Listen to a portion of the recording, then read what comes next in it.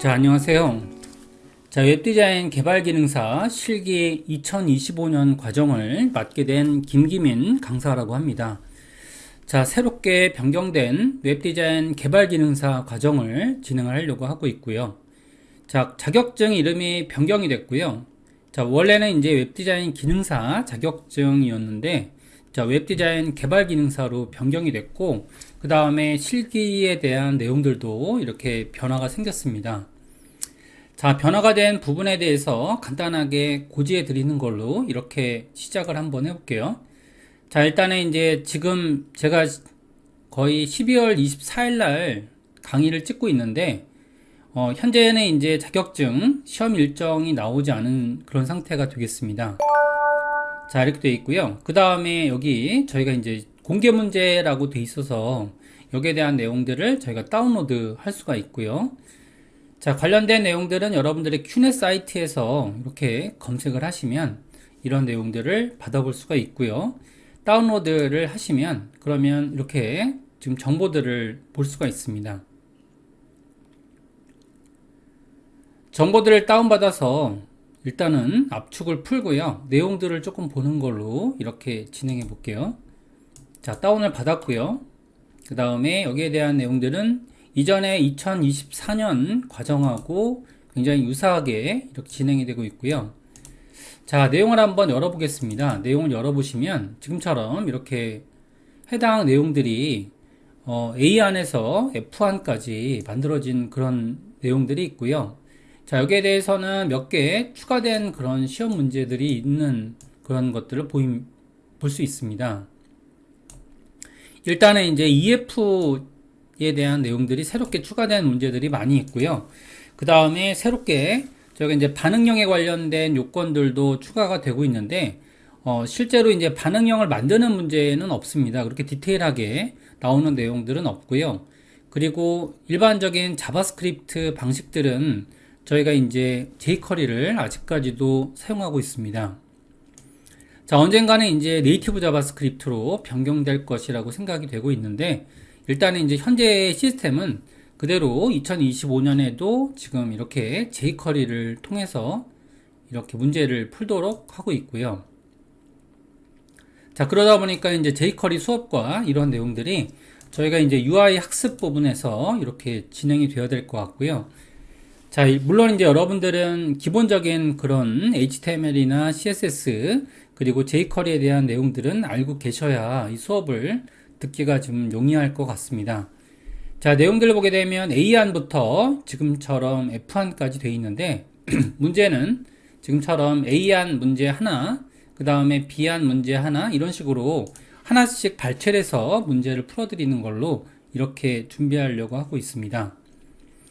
자, 난이도는 뭐 사실상 자격증이 기능사 자격증이기 때문에 그렇게 높지 않고요. 그리고 이제 하지만 여러분들이 만약에 조금 기초적인 내용들이 좀 습득이 안 됐다 이렇게 하게 되면 그러면 아무래도 좀 난이도가 있을 수도 있습니다.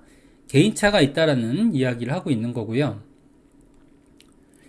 자, 그 다음에 이제 시험 과목 같은 경우에도 변경이 됐죠. 일반적인 디자인 일반, 그리고 약간의 이제 웹 디자인 실무 작업이라는 여기 과목들이 필기 과목에 대해서도 지금 이제 과목이 좀 변경이 됐습니다. 그래서 이거에 대한 내용들도 지금 이제 고지해 드리는 걸로 이렇게 하려고 하고 있고요. 자, 검정 방법은 똑같죠. 그래서 이제 실기는 작업형으로 4시간 정도 이루어지고요. 그리고 미완성일 경우에는 무조건 이게 불합격이 되는 그런 걸로 되어 있습니다. 자, 필기 같은 경우에는 일단은 60문항이 나오고요. 여기에 대해서는 60점 이상일 때는 합격이 되는 걸로 그렇게 볼 수 있습니다. 자, 해당 과정은 파트 1과 그리고 파트 2로 나눠서 전반적인 예제들을 저희가 다뤄보는 걸로 그렇게 진행을 하겠습니다. 자, 내용들을 한번 열어보시면 일단은 이제 새롭게 추가된 그런 FU형들을 열어보겠습니다. 자, 열어보게 되면 여기에 따른 이런 문제들 푸는 방식들이 나와 있고요. 자, 그 다음에 예전과 거의 유사하게 지금 메인 GMB 타입 이런 것들을 구현하는 그런 내용들이 있죠.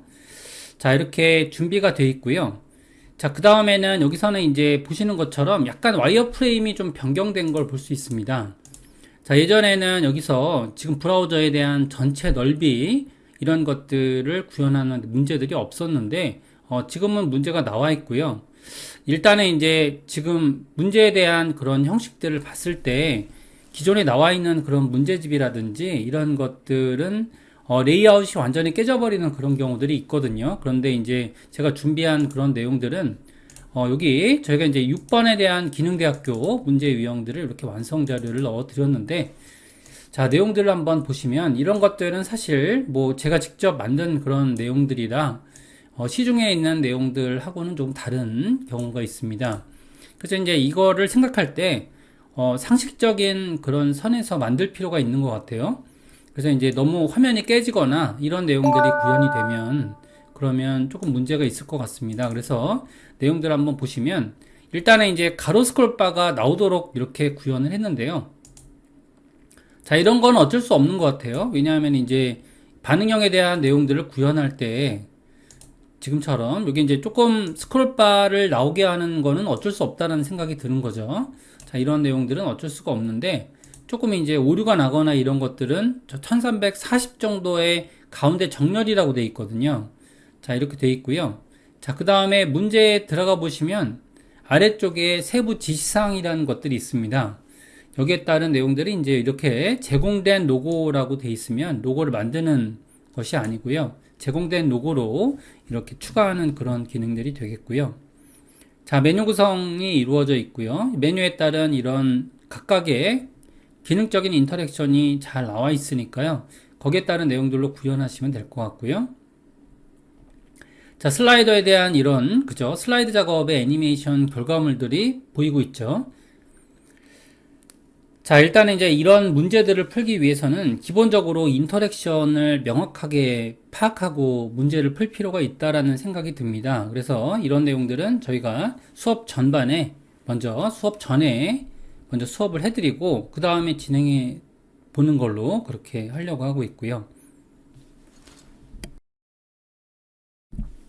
자, 내용들 아래쪽에 내려가 보시면 자, 그러면 뭐 팝업 문제들이 있고요. 그 다음에 그레이스케일로 변경하고, 그러니까 여기 보시는 것처럼 여러분들이 이제 포토샵을 완전히 안 쓰면 안 되고요.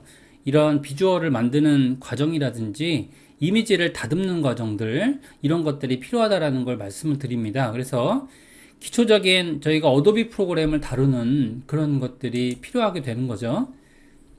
자, 어도비 프로그램을 반드시 다루셔야 됩니다. 그래야지 이제 저희가 포토샵을 열어보고요. 뭐 일러스트레이터까지는 필요 없을 것 같은데 이런 식으로 이미지 조정 작업들 이런 것들이 포토샵으로 이루어져야 되니까 여러분들이 이제 시험장에 가시면 해당하는 에디터 뿐만이 아니고 이런 그래픽 프로그램도 확인해 볼 필요가 있습니다. 자, 기술적인 준수사항을 한번 볼게요. 이것도 마찬가지로 매번 저희가 매년 시험 문제를 접하면서 변경되는 것들이 없는지 이런 것들을 검수할 필요가 있는데요.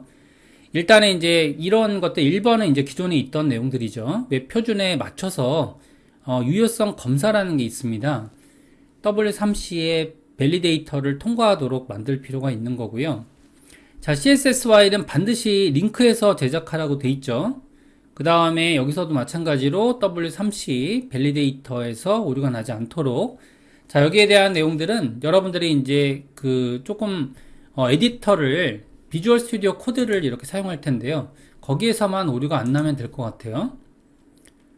자, 그 다음에 이제 자바스크립트는 별도의 파일로 제작을 반드시 해야 되고요.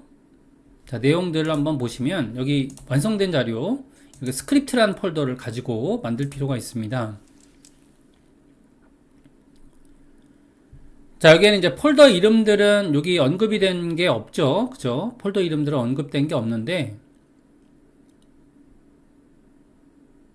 자, 여기에는 이제 CSS를 사용 안 함으로 설정하게 되면, 선형화된 내용들이 세로로 정렬되도록 만들 필요가 있고요. 그 다음에 이렇게 H 같은 것들을 써서 마크업에 대한 이런 위계 질서를 직관적으로 알 수 있게 하는 것들이 중요하고요. 자, 이미지에는 Alt 속성이 반드시 있어야 되고요. 그 다음에 여기서는 이제 구글 크롬을 기준으로 정상 동작하는 걸 내용을 삼고 있습니다. 자, 그 다음에 제출 방법을 보게 되면 여기서는 이미지스, 스크립트, CSS 폴더로 구성이 되어 있고요. 자, 그 다음에 HTML의 문서 이름은 index.html 문서로 작성해야 된다라고 되어 있습니다. 자, 그리고요, 결과물의 총량은 10메가를 넘지 않도록 제출하고요. AI라든지 PSD 같은 웹 서비스에 사용하지 않는 그런 파일은 제출하지 않는다라고 되어 있죠. 자, 여기서 중요한 게 저희가 이제 보게 되면 접근성을 지키라고 되어 있습니다. 그래서 여기서는 별도의 링크하지 않은 상호작용이 필요한 모든 컨텐츠, 로고, 메뉴, 버튼, 바로가기 등의 임시 링크를 적용하라고 되어 있죠. 그죠? 그러니까 탭으로 이동할 수 있게 그런 메뉴라든지 그런 것들을 제작하라고 되어 있는데, 여기에는 슬라이더가 빠져 있습니다. 슬라이드는 그렇게 만들 필요가 없고요. 자, 나머지는 이제 한번 보시면 되시는데, 저희가 이제 여기서 보시게 되면 그 뒤에 채점 대상에서 제외되는 경우들이 있습니다. 자, 1번 가번을 보시면, 자, 수험자 본인이 수험 도중에 시험에 대한 기권 의사를 표기하고 포기하는 경우가 있습니다. 자, 나번에 해당되는 내용은 저희가 이용령 시간을 초과하거나 요구사항과 형격히 다른 경우, 이런 것들이 있고요. 다번은 여기서는 이제 밑줄이 그어져 있는데요. 자, 슬라이드 같은 경우에는 자바스크립트, jQuery를 포함해서요. 자, CSS 중 하나 이상의 방법을 이용해서 제작되지 않는 경우, 요거는 이제 CSS로 작업해도 된다는 거예요. 자, 그 다음에 이제 움직이는 슬라이드를 제작하지 않고 이미지 하나만 배치한 경우에는 실격 처리가 된다라는 거죠. 저희는 이제 jQuery로 움직이는 그런 슬라이드를 수업해 드릴 예정이고요. 그 다음에 라번, 수험자 미숙으로 비번호 폴더에 완성된 작품 파일을 저장하지 못했을 경우, 마번은 압축 프로그램을 사용하여 작품을 압축 후 제출한 경우, 압축 프로그램을 사용하면 안 된다는 거죠. 이것도 중요한 내용들 중에 하나가 됩니다. 그 다음에 바번, 과제 기준 20% 이상 완성되지 않은 경우에는 채점위원이 판단해서 이렇게 채점 대상에서 제외된다는 걸 의미하고 있습니다. 자, 여기까지 이렇게 되어 있고요. 그 다음에 지급 목록 같은 경우에는 USB, 자, 이렇게 되어 있습니다. 그래서 자, 시험에 대한 내용들은 이렇게 공유가 되고 있고요. 자, 여러 가지 논란 끝에 이렇게 그 자격증 시험, 웹디자인 기능사와 컴퓨터 그래픽스는 이제 공유 문제를 이렇게 만들고 있습니다. 그래서 전체적인 이런 기능사에 대한 공개 문제라고 하죠. 공개 문제를 제공해서 여러분들이 풀 수 있게 이렇게 제공을 하고 있고요. 자, 그러면 필요한 소프트웨어를 좀 보겠습니다. 필요한 소프트웨어는요, 여기 비주얼 스튜디오 코드라는 이 프로그램을 사용해서 제가 에디팅을 할 거고요. 자, 여기에 대한 내용들은 이렇게 관련된 요건들은 지금처럼 받으시면 될 것 같고요. 제가 이제 OS는, 기본적인 OS는 지금 이제 데스크탑을 쓰고 있습니다. 데스크탑 기준으로 이렇게 수업을 하고 있고요. 자, 그 다음에 어도비 프로그램들이 필요합니다. 그래서 어도비 프로그램들 중에서는 이제 버전이 높을 필요는 없고요. 2021년 정도의 버전으로 사용을 하시면 될 것 같아요. 그래서 이제 이런 것들은 소프트웨어는 직접 구매하시거나 이렇게 하셔야 될 것 같고요. 자, 프로그램을 설치하시고 이렇게 기본적인 세팅이 이루어진 이후에 수업을 진행할 수 있을 것 같습니다. 자, 그 다음에 이제 아래쪽에 내용에 제가 제공해드린 그런 내용들을 보시면, 자, 사용 폰트 다운로드라고 되어 있어요. 요 내용들은 사실 이제 여러분들이 다운을 받을 수 있는 그런 라이센스가 없는 그런 폰트들이 되겠고요. 이런 내용들은 여러분들이 직접 설치를 하시고요. 오른쪽 버튼 눌러서 여러분들이 만약에 데스크탑 유저라고 하게 되면 설치를 이렇게 누르고요. 그리고 진행할 수 있습니다. 이런 식으로 지금 이제 설치를 오른쪽 버튼 눌러서 명품 고딕 서체를 사용하고 있는데요. 자, 나머지 폰트들은 로보토라든지 이런 내용들은 대부분은 한글 서체를 사용하는데, 이런 것들은 여러분들이 포토샵에서 그래픽 작업을 할 때 쓰는 그런 내용들이 되겠습니다. 자, 이러면 이제 저희가 1강의 내용들 중에서 기본적인 그런 저희가 웹디자인 기능사 과정 이름도 바뀌었죠. 웹디자인 개발 기능사 실기 과정을 시작하기 위한 그런 준비 과정이라고 생각이 됩니다. 자, 여기서 마치는 걸로 1강의 내용은 마치고요. 다음 강좌에서부터는 저희가 UI 학습, 그 UI들을 먼저 학습을 하고요. 그 다음에 실습 예제 6개나 8개 정도로 진행을 하고요. 그리고 파트 2에서도 마찬가지로 같은 양의 예제를 진행해서 이렇게 전체적인 공개 문제들은 한번 이렇게 만들어 드리는 방법으로 하고 있습니다. 자, 충분히 합격이 가능한 그런 내용들이 되는데, 아까 전에도 말씀드렸듯이 이런 내용들은 여러분들이 어느 정도의 실력이 기준이 됐을 때 문제를 풀 수 있는 거고요. 실력이 너무 없으시면, 기초 실력이 너무 없으면 기초 강좌를 먼저 들으신 다음에 그 다음에 수업을 들으시는 게 좋다라고 생각이 됩니다. 자, 아무것도 없는 상태에서, 그러니까 이제 CSS가 뭐고 HTML이 뭐고 자바스크립트가 뭔지 잘 모르겠다 이러신 분들은 기초적인 실력을 먼저 쌓으시고요. 그 다음에 진행하는 게 좋을 것 같습니다. 자, 그러면 강의를 마치는 걸로 그렇게 진행을 할게요.